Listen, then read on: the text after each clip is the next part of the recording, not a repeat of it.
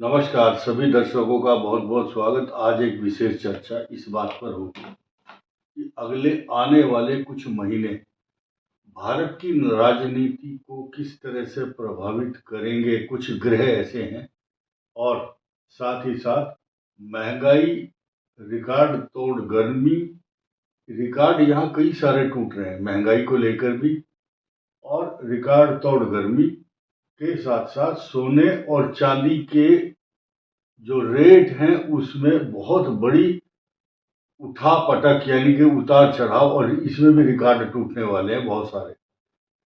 अब लोग पूछेंगे कि महंगा होगा या सस्ता होगा, ये विचार बहुत तेजी से दिमाग में आएगा। तो आप ये समझिए, बृहस्पति जब उच्च राशि में आते हैं और ध्वज योग बनाते हैं केतु के साथ मिलकर के, तो 3 जून 2026 से पहले कुछ रेट अलग होंगे और 3 जून 2026 के बाद अलग रेट होंगे, और जब ध्वज योग बनेगा यानी कि 6 दिसंबर 2026 के बाद तब अलग रेट होंगे।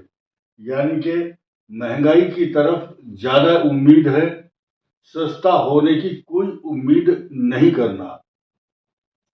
20 मार्च से 11 मई में 11 मई के बीच में ये जनता का जो आक्रोश है, जन आंदोलन, ईर्षा भाव और ग्रह युद्ध जैसी हालात पैदा करती है ये पोजीशन जो ग्रहों की अब होने वाली है।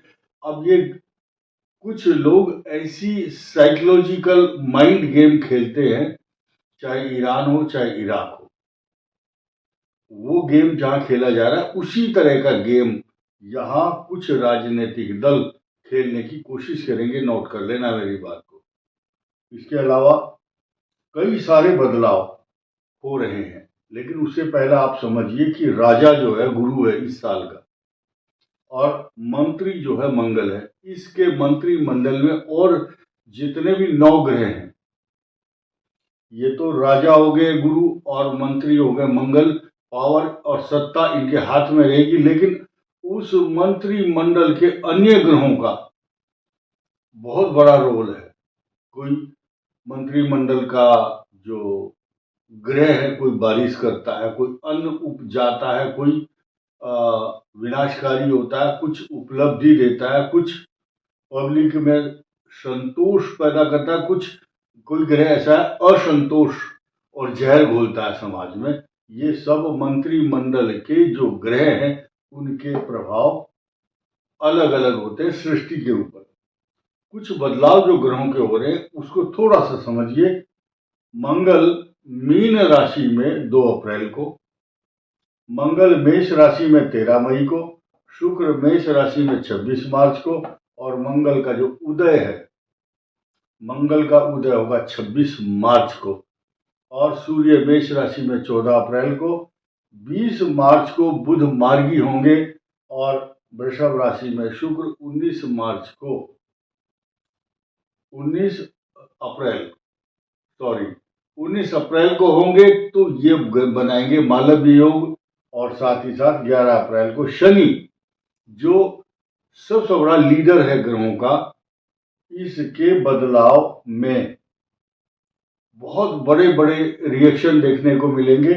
11 अप्रैल को शनि जो है पूर्व में उदय होंगे, जो पश्चिम दिशा में अस्त हो चुके थे। उनके उदय होने के बाद कुछ राशियों पर इतने बड़े बड़े इतने अच्छे एक्शन होंगे कि आप चमत्कृत हो जाओगे। तो ये सारी बातें मैंने बताई, इसमें कई सारे खट्टे और मीठे स्वाद आपको चखने को मिलेंगे। तो आइए अब जानते हैं 12 राशियों पर भी चर्चा होगी, किस राशि पर क्या इफेक्ट हो सकता है।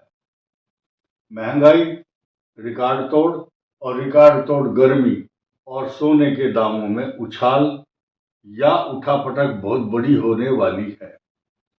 और ये वर्ष गर्मी का वर्ष है। पब्लिक के अंदर भी बहुत बड़ी गर्मी, रोष, आक्रोश, बेचैनी और जन आंदोलन का संकेत देने वाले ग्रहों की युति बता रही है। ये 12 की 12 राशियां कौन सी प्रभावित होंगी, इस बात को जानना बहुत जरूरी है। शुरू करते हैं हम पहले मेष, सिंह और धनु। 1, 5, 9 ये अग्नि तत्व राशि है, अग्नि तत्व का वर्ष है और अग्नि से इनको भय रहेगा। चाहे दिमाग में गर्मी है, चाहे समाज की गर्मी, या ग्रहों के द्वारा उत्पन्न आपके स्वास्थ्य, आपकी समृद्धि, आपकी जीवन में मान सम्मान और प्रतिष्ठा को धक्का पहुंचाने वाला जो ग्रह चल रहा है, उसके विषय में आप कोई ऐसा काम ना करें जिससे आपको कहीं अपना सिर नीचा करने की जरूरत पड़े। ये स्पष्ट और साफ संकेत है इन 3 राशियों के लिए। दोबारा रिपीट करता हूं, मेष, सिंह और धनु। ये प्रेडिक्शन उस समय बताया जा रहा है जब ये सारे चेंज हुए हैं जो मैंने बताया। इन चेंज के बाद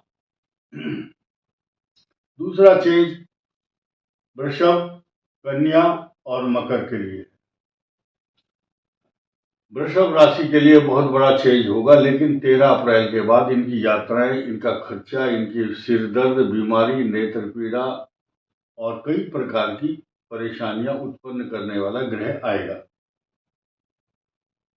वहीं कन्या राशि के लाइफ पार्टनर हों, चाहे आपके साथ काम करने वाले हों, या जिनके ऊपर आप भरोसा करते हैं बहुत ज्यादा, वह आपके लिए कुछ परेशानियां उत्पन्न करने वाले होंगे।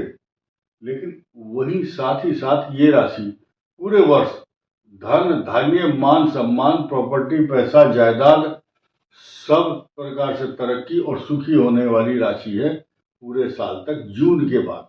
नोट कीजिए।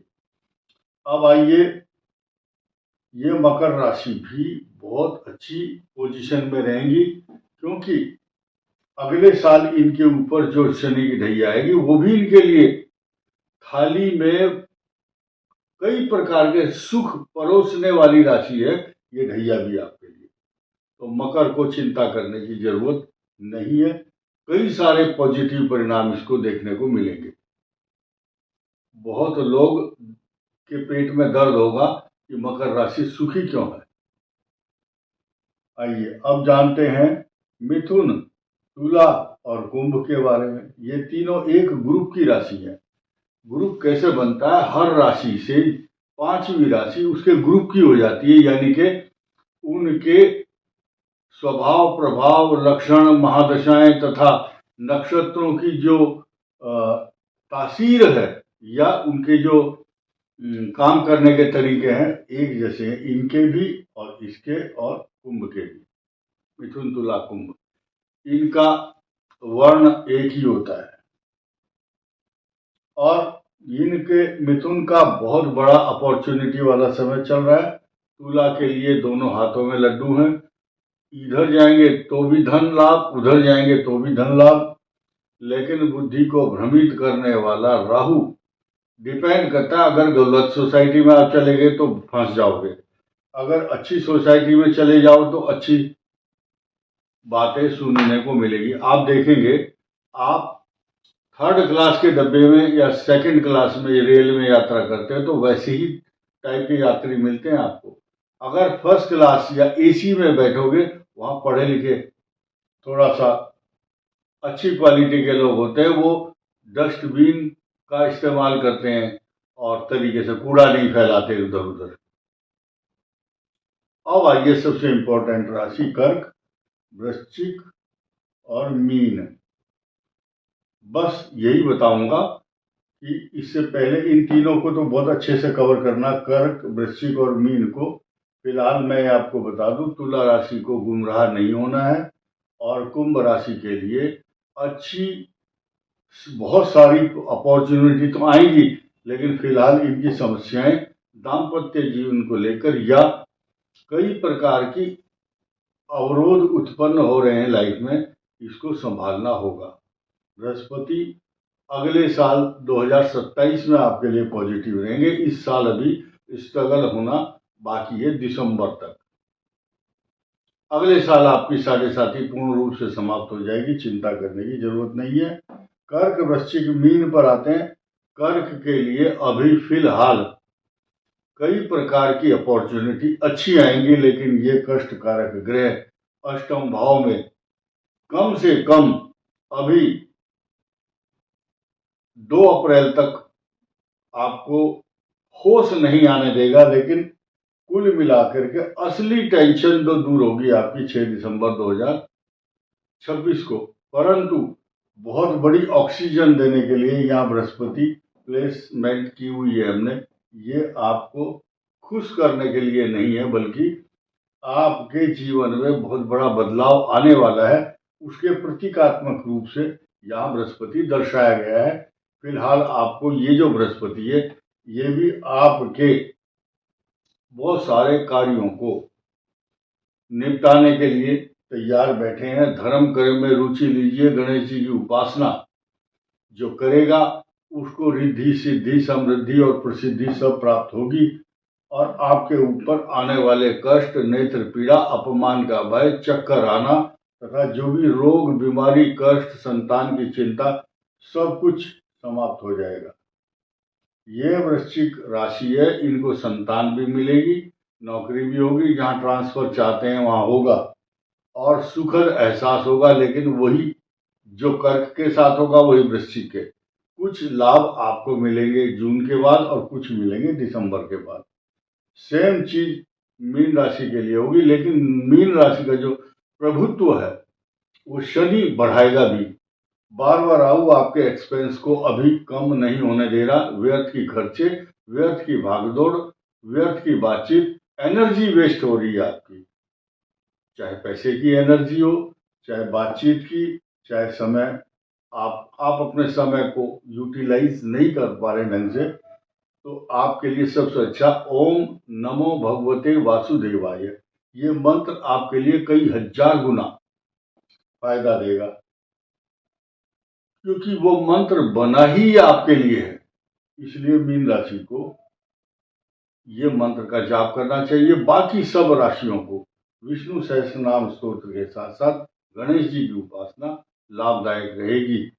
ये जो मैंने ट्रांजिट बताया ग्रहों का, और ये 20 मार्च से 11 मई तक अपने बच्चों को अच्छी शिक्षा दें, और अपने कार्य में आप अपनी जो आपकी खास योजना है, लक्ष्य है, उस लक्ष्य को ध्यान में रखिए।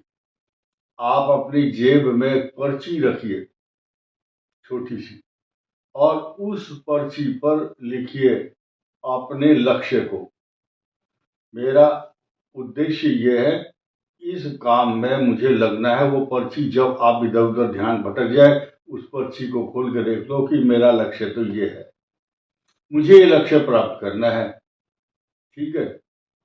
और जब तक मैं इस लक्ष्य को प्राप्त नहीं कर लेता, तो इधर उधर की बातों में, फालतू लोगों में नहीं जाऊंगा।